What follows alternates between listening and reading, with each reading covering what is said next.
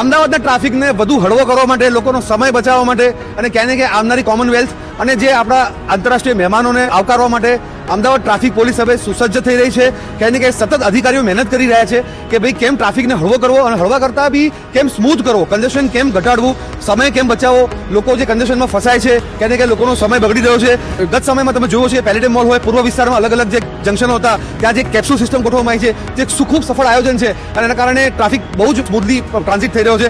અત્યારે આપણી સાથે deputy commissioner of police east zone mister Naresh Kanjara saheb છે.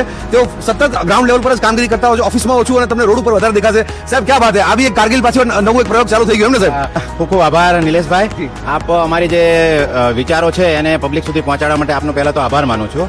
આપણે સતત જે ટ્રાફિક જંકશન પોઈન્ટો જે છે એ પોઈન્ટો પર આપણે એનો અભ્યાસ કર્યા કરીએ છીએ અને અભ્યાસ કર્યા બાદ ત્યાં કઈ પ્રકારનું આયોજન કરીએ તો ટ્રાફિક સમસ્યા હળવી થાય. આપણે હાલમાં જે અત્યારે કારગિલ પેટ્રોલ પંપ જે છે એ જગ્યા પર ઊભા છીએ. આપ અત્યારે જોઈ શકો છો કે અહીંયા બંને બાજુ જે 100 મીટરના અંતરે જે છે એ ડામર પથરી અને તૈયાર થઈ ગયેલો છે, જેથી કરીને ટ્રાફિકને ક્યાંય ઊભો ના રહ્યો અને કેપ્સ્યુલ ફોર્મ્યુલાની અંદર ટ્રાફિક સતત ચાલતો રહે છે. લોકોનો સમય પણ બચે અને પેટ્રોલને એની પણ બચત થાય. સાહેબ આમે સતત આવી જાય બધા રસ્તાઓ જાતે પોતે જ ઉભા રહો તો સાહેબ?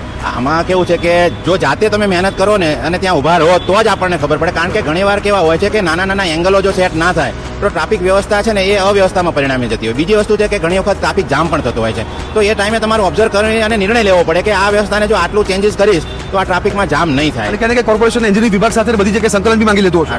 ચોક્કસપણે એ સંકલન કરવું જ પડે. આ અમે એએમસી સાથે સંકલન કરી અને અત્યારે આ ફોર્મ્યુલા આ જગ્યાને ખુલ્લી કરી છે અને એ બધાના સાથ સહકારથી જ આપણે આ બધી વ્યવસ્થા ઊભી કરીએ છીએ. સાહેબ આ બહુ સફળ પ્રયોગ છે અને ચોક્કસપણે અમે સમગ્ર ટીમ તમારી સાથે છીએ. અને સાહેબ અમદાવાદમાં ખરેખર આ એક રામબાણ ઇલાજ થયું છે સાહેબ, અને ચોક્કસપણે લોકો બી આ બિરદાવી રહ્યા છે અને અમે બી આપણે અભિનંદન પાઠવીએ આના માટે સાહેબ.